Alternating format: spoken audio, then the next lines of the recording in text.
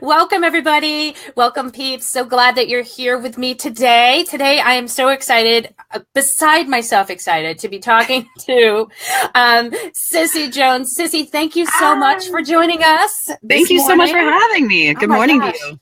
And I'll tell you what, I'm going to make everybody jealous. I'm going to say that Cissy and I had an opportunity to talk right before the interview. So I'm already got tons of things that I want to ask her, but we're going to have a pretty short interview, guys. So if you have anything to say, make sure that you put it in the comments below. And you have any questions, I can try to get those into Cissy before we finish our interview today. But Cissy, yay! Yay! Morning. Morning. So the first thing that I want to ask you, and I had actually done some research on you and found out that you also came from a corporate background. So how is it you actually, tell us a little bit about that and how you actually landed in voiceover, because I find that to be so inspirational.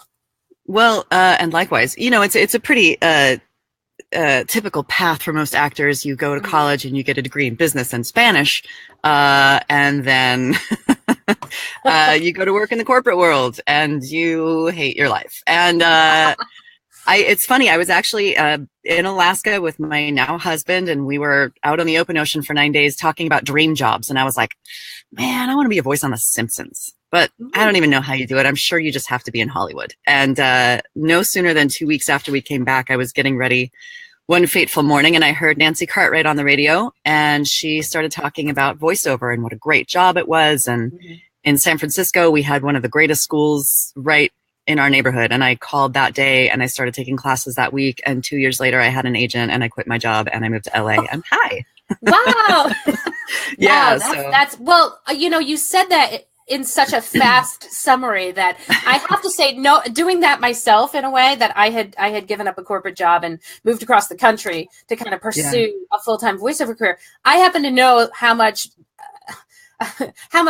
gumption that takes, how much chutzpah that takes. So I really, really applaud that. I mean, that's a scary thing. I mean, going from, your secure corporate job that pays you a salary. That pays you a salary to and I tell my students $0. It's scary. So what would you say was the best thing about doing that, and what, if anybody else has dreams of, let me just quit my job full time, I don't always advise that. There are some things that, I would hope that people would have in place. What do you suggest?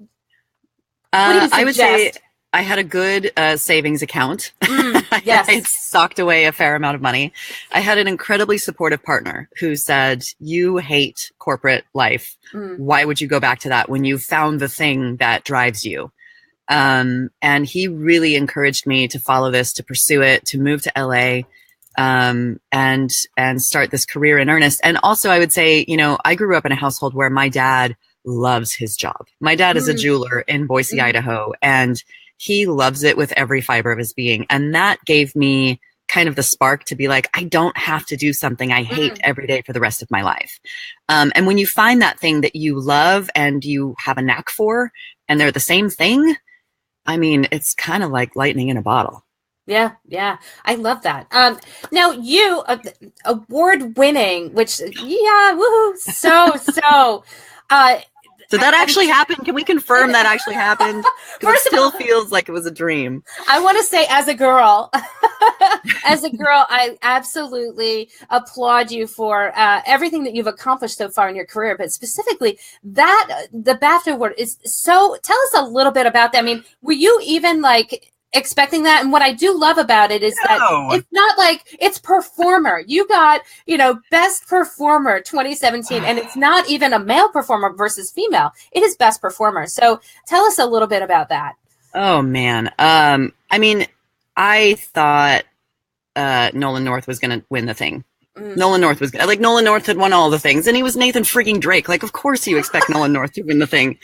And, I went and it was lovely, and they asked me to present an award, and it was great. And I got all dressed up and yay. And I'm just sitting there. I knew I was on the end of the aisle because I had to present the award for whatever. So, when they called my name, I don't actually remember, but I believe I screamed holy SHIT at the top of my lungs and jumped 30 feet in the air.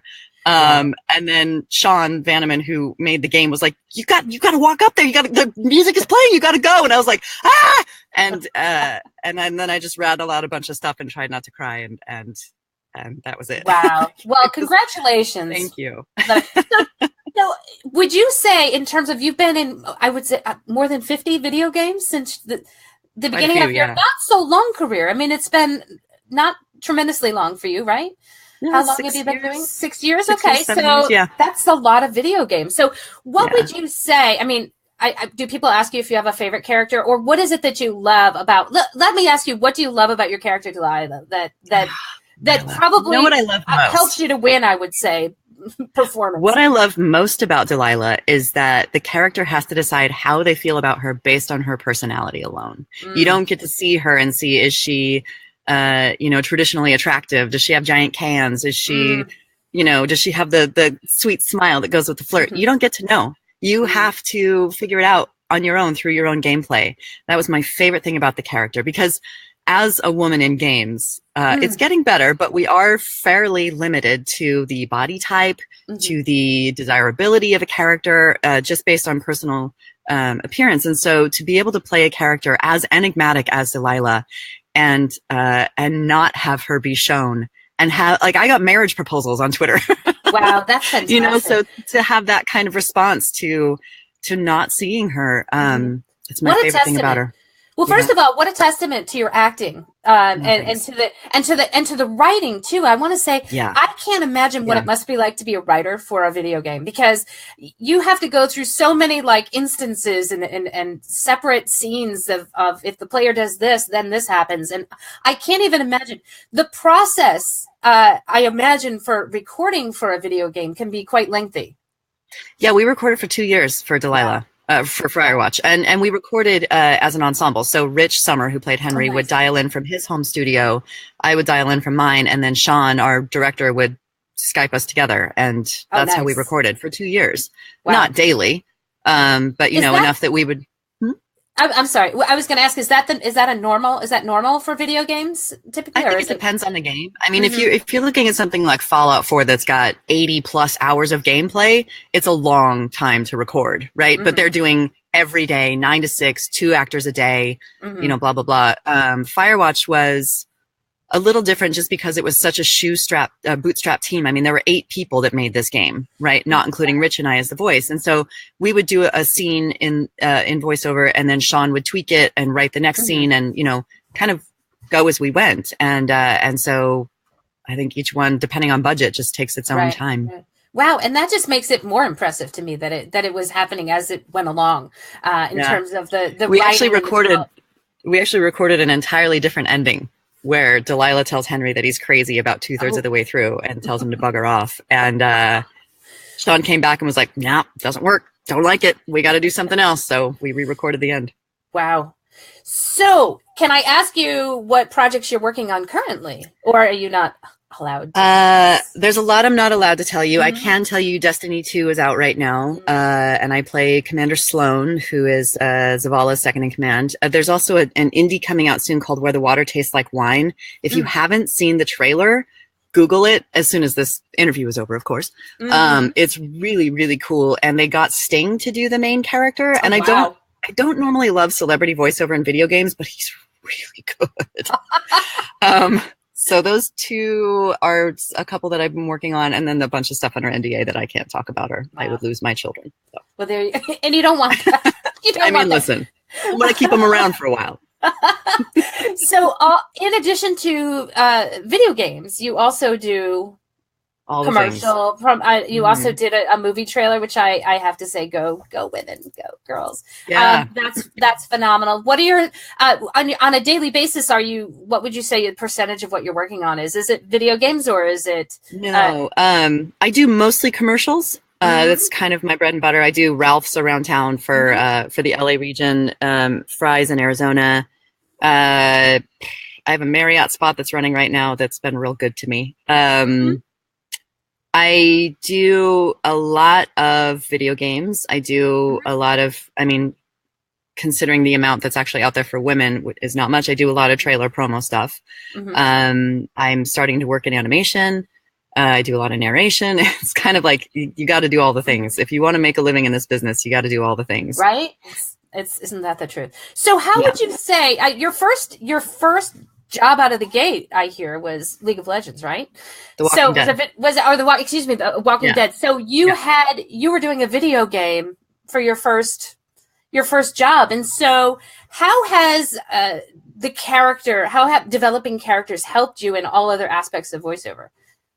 It's so fun. I mean, it's one thing to be able to just completely disappear into the skin of a character and learn a new accent and learn the things about these characters that make them tick. What's the first thing they think of in the morning? What's the last thing they think of at night? What makes them happy? What makes them furious? And how do you pepper these into your character in an audition, let alone a session, enough to stand out and let them pick you?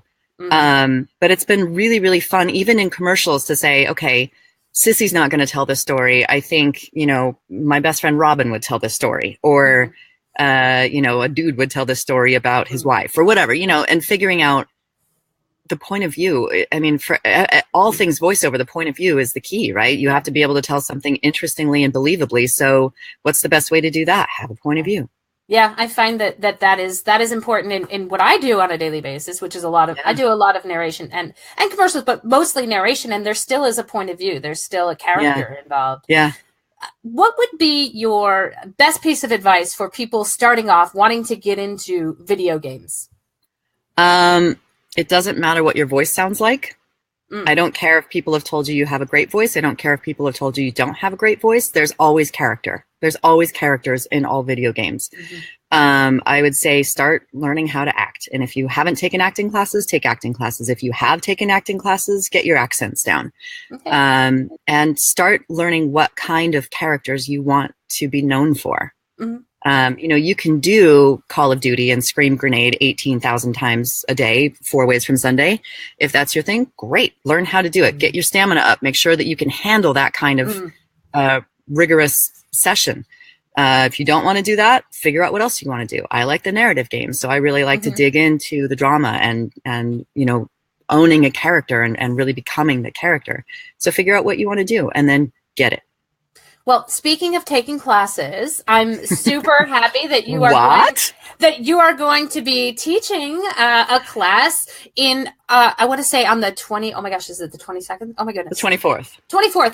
Thank you for reminding me. On the 24th, you will be here.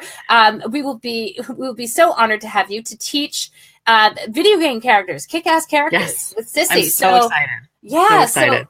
So this, guys, if you are in the Southern California area, you are going to want to come in person to our location here in Southern California to see Cissy in action in person. And if not, you have the opportunity to zoom in from anywhere in the world to have this experience with Cissy. I'm so excited and proud to bring this to you guys.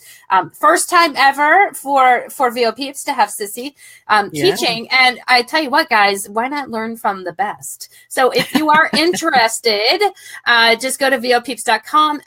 Cissy is on the front page. You can just click on the link to register. And I would recommend that you register sooner rather than later, because I know that this is going to be a super popular class. Tell us a little bit about what we're going to be doing on that day. We've got 10 to 2 o'clock. So we got a 4-hour class, guys.